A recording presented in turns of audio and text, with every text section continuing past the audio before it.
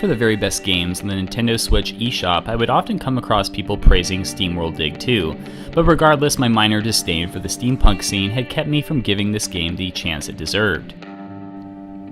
It humbles me to say that after caving and having completed this Metroidvania-inspired spaghetti western by developer Image Informed, that its praise for the most part was well warranted.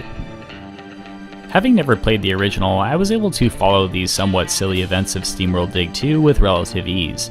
The player takes control of a robot named Dorothy and embarks on a journey to find her friend Rusty, who's mysteriously gone missing after the events of the first game, whatever those might have been. Shortly after the game begins, Dorothy meets Fen, who basically looks like a blue version of Calcifer from Howl's Moving Castle and serves as her guide throughout the campaign. While maybe not nearly as annoying as a certain fairy from Ocarina of Time, I didn't really see the need for Fen's character outside of a few moments of plot development in a pretty bland plot. Furthermore, later in the game, certain plot devices really expect the player to have some sort of emotional bond with Fen, and these sort of just fell flat as there was maybe just a few paragraphs of dialogue between the two throughout the whole campaign. So overall, the story just felt serviceable, but pretty cute.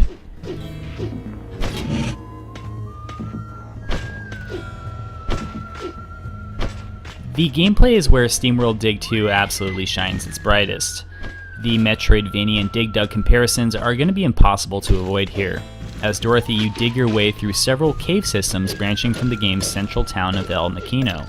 The digging itself is tremendously satisfying as you basically carve your own path to the places you need to get to, so each block you break somehow feels like a small achievement.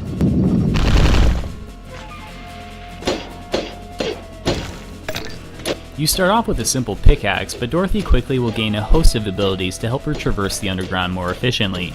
Each of these new abilities can be upgraded in town using money earned from minerals gathered and can also be further modified, having special perks through the use of collectible cogs. Obtaining these hidden cogs is where most of the game's more challenging moments lie, but thankfully they never overstated themselves or got to the point of being frustrating. Having never gone out of my way to get them, I had only unearthed about 30% of the game's hidden items as the end credits rolled. I would imagine finding all the collectibles after completing the campaign would about double the playtime.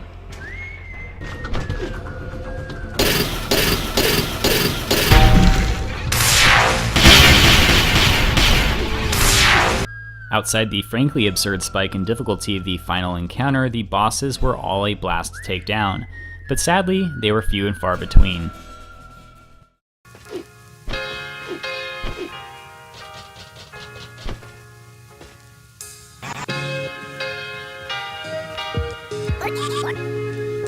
The Ennio Morricone-inspired Western tunes were all fantastic and had me lingering in areas a bit longer than I should have just to get my good, bad, and the ugly fix. Unfortunately, outside of the theme of the main town, which you just heard, the songs that weren't paying homage to spaghetti westerns were all kinda short and forgettable. About 3/4 of the 20 total tracks are really enjoyable, so the music here is great, but it's definitely in short supply. And while SteamWorld Dig 2 is absent of any voice work, the blooping and bleeping text of the robotic cast gets the job done.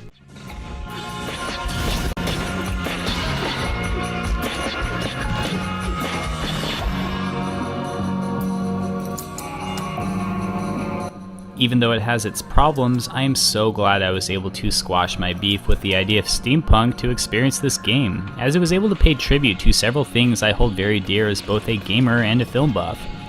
I wouldn't say it's the very best the eShop has to offer, but for $20 and only a 1/4 GB install size, SteamWorld Dig 2's extremely satisfying gameplay mechanics have pretty much cemented its residency on my Nintendo Switch.